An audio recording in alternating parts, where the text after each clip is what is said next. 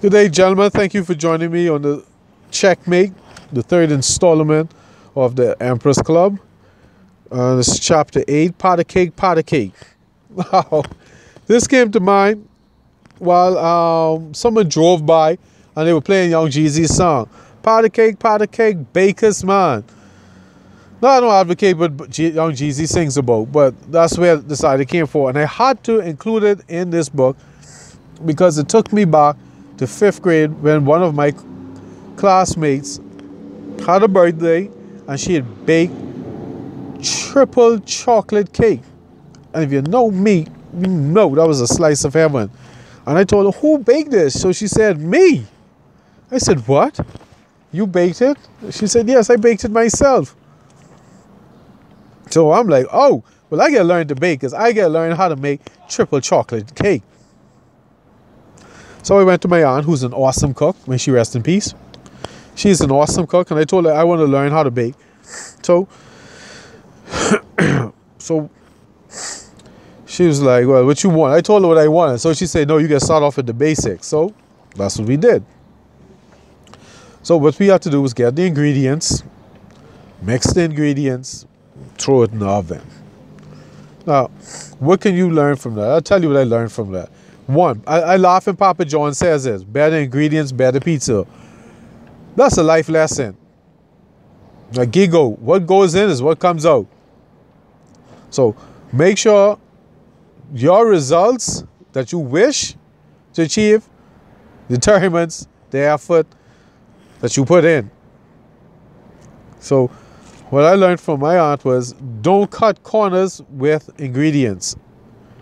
As much as your pocket allows, get the best ingredients possible. That's one lesson I learned. 2, follow instructions. Say it again. 2, follow instructions. If the recipe tells you to do A, B, and C, guess what you do? A, B, and C. What the recipe tells you to do in what order, you do it in that order. Learn that lesson also. And then another lesson I learned is to be patient. You can't keep opening the oven to see if the cake is cooked. You follow instructions, you put the cake in the oven, and you wait the time.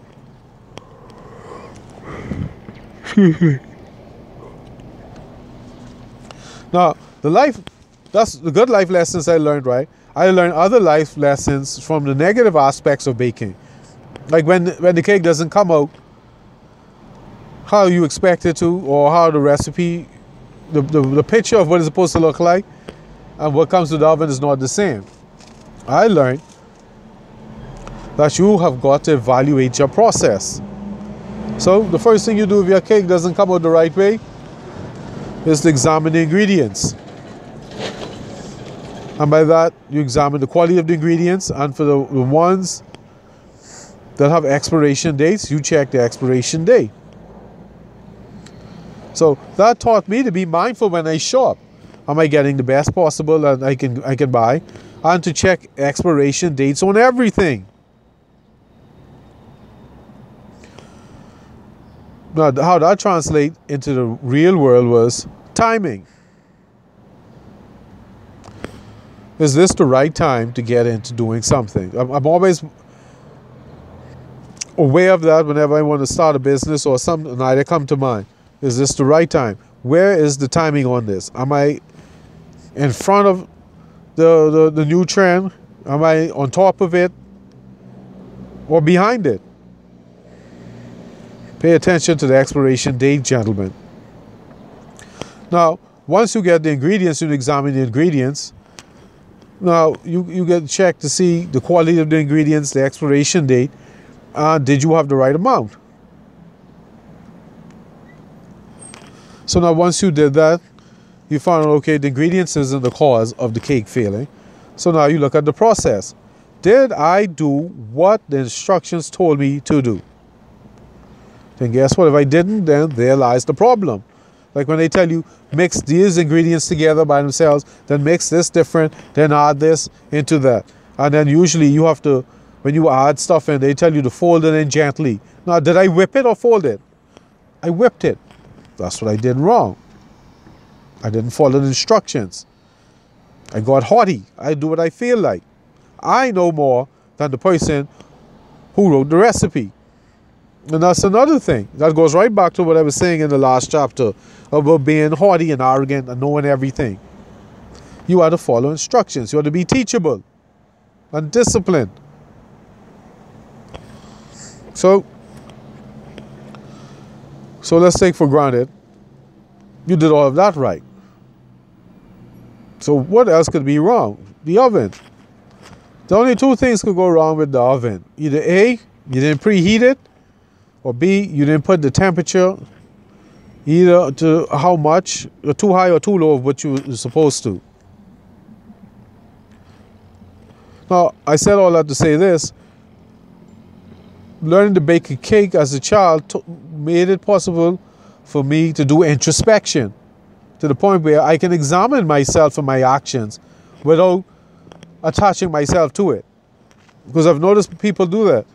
If you point out what they do wrong, they feel that you're attacking them. See, I never had that problem. Because I'm from baking a cake. I learned that you have to step back and examine what happened to find out what went wrong. It's not personal. So I was able to take criticism, constructive or not, very well. And what I learned from doing that is that people were more unwilling to help me, especially when I do something wrong or to prevent me from doing something wrong. So that turned out to be a blessing in itself.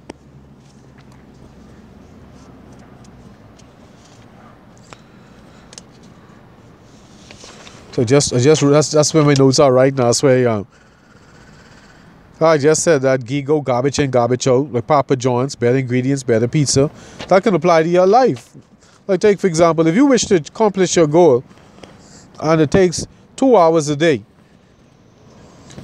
Well, it takes 2 hours for you to accomplish your goal, then why not add extra 30 minutes or an hour to achieve excellence? GIGO, what goes in is what comes out. Garbage in, garbage out. But I hate that. Even though it's GIGO, I like to say what goes in is what comes out. You determine whether it is garbage or treasure. Remember that, gentlemen. GIGO.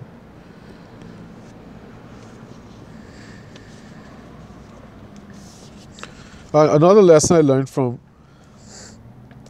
baking a cake is that usually it's not something I can take criticism because I realize it is not me, it's my process. I did something along the way. So I learned to be dispassionate about things that I'm doing. I don't know if I'm using the right word, or I just distance myself from it as a person. I don't attach myself to it. So when things go wrong, I can examine it. So make sure, I don't know if I'm explaining it properly, but the thing is, things go awry. The best laid plans of mice and men sometimes go awry. And it's going to happen. You can't take it personally. And if you take it personally, you're going to get stuck in it. You won't be able to grow. You won't be able to improve. Because you attach yourself to the result or the thing you're doing. That's like the cake fell when I bake it. And I take it personally, oh, I'm a bad cook. No, I did something wrong. Now, if you did something morally reprehensible, yeah, then maybe you can say that. But I'm talking above board things. So you've got to be able to step back from yourself and examine your deeds, especially when it goes wrong. And the way that applied in my life is a relationship I had where I was able to step back and see what I contributed to the failure. I could easily say, she did this, she did that, but I contributed to it also. And by doing that and accepting responsibility, when I moved on, I took that lesson with me. I'm not going to ignore red flags. Especially small red flags. Small red flags come back to bite you. So I learned that lesson. Now, if I had taken the failure person and just blamed her, I couldn't have learned anything. And I guess what's going to happen? I'm going to repeat it. Not me. Well, anyway.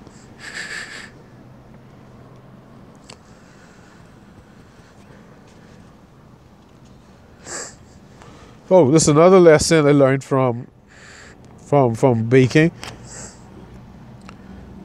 Don't be so arrogant or full of yourself that you can't seek help. Like me, I learned this from the Red Cross as a little boy. But it's the opposite lesson. That the Red Cross has said when you're learning to be a lifeguard, don't allow the person you help cost you to take you under. Don't allow the person you're trying to help to take you under. Now, I learned the opposite lesson from that. Hey, seek help before I get to the point where I'm drowning. And usually when people are drowning in life, it's because they didn't seek help. If I get a problem, I'm looking for help. And I realize some people have a problem asking for help. Now, don't get me wrong now. There's some people I wouldn't ask for help, especially if I question their motives or how they feel about me. But as a general rule, if I need help, I'm going to seek it. Like when I was learning to bake bread. My bread, on 2 occasions, one, it came out flat, and the other time, it was gummy at the bottom. So what I learned was that I didn't put in enough water. And once I put in enough water, I never had that problem ever again. And the only problem I ever had after that was the neighbors who would line up for a loaf of bread. Because when I was in New York, a loaf of bread was $4 a loaf. So, and it'll barely only last 2 days, and that's ridiculous. So I said, for the money I spent on buying bread a week, I could bake bread and last me 3 months. And once I got it right, it took 3 times to get it right. And that's another lesson I learned from baking, is that things take time. You've got to be patient. You can't be so hard on yourself. And that's a very valuable lesson, because me as an artist, people see me drawing, they're like, oh, I can't draw like that. I say, yes, you can. I say, you got to put the time in it and don't expect it to be perfect. Like with my niece and nephews, they think I can draw good because they usually see the end result. So what I did was compile the studies I do to show them, hey, look here. The end result you see is after me drawing the same thing 100, 200 times. So that's a lesson I learned from Patt-A-Cake. Patt-A-Cake, Patt-A-Cake, baker's man. Is don't be hard on yourself. Things take time. You've got to be patient. Yes, I wasted 10 pounds of flour until I got baking bread right. Well, anyway, gentlemen, that's it. Okay, that's it. That's it. Be humble, seek help. And that's it, gentlemen. Patt-A-Cake, Patt-A-Cake, baker's man. Gentlemen, you got to have mercy on yourself. Especially when you're learning something new. And don't be afraid to seek help. That is me for chapter 8. I will see you in chapter 9. Seed time and harvest. All right, goodbye.